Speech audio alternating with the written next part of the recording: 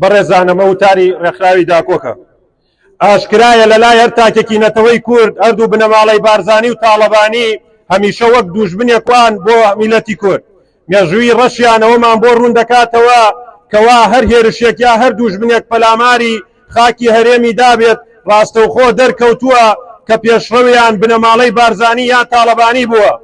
لە سەرەتای دەسەڵاتی حکومڕانیان لە هەرێمی کوردستان زیاتر لە 118,000 چەکداریان هەیە و ڕۆژ بە ڕۆژ ئەو چەکدارانە زیاتر دەبێ بەڵام بۆ بەرگریکردن لە خاک و نیشتیمان نا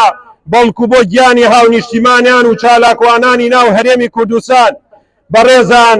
لە ڕۆژێکی وەک ئەمڕۆ لە 16 ئۆکتۆبەری ساڵی 2017 حکومەتی عێراق و حەشتی شەعبی میلیشا ئاسا لە 151 هەرێمیان داگیر کرد بەڵام ئەم دوو حیزبە خۆیان بە خاوەنی حکومەتی هەرێم دەزانن هیچ بەرەنگاربوونەوەیەکیان نەبوو بەرامبەر ئەو هێرشانە بە پێچەوانەوە دەرکەوت هەر خۆیان بە ڕێکەوتن ئەو ناوچەیان تەسلیم بە سوپا و عێراق کردبوو لە کاتێکا کۆمەڵێ پێشمەرگە بوونە قوربانی ئەم ڕێکەوتنە ژێربەژێرەی سەرانی بنەماڵە و حکومەتی عێراق ئێمە وەک ئەندامان و چالاکوانانی ڕێکخراوی داکۆک داوا دەکەین لە میلەتی کورد و هۆشیار بێتەوە و بەرامبەر ئەو دەسەڵاتە مافیا و خیانەتکارەی هەرێم بە تایبەتی دانیشتووی ناوچە دابڕاوەکان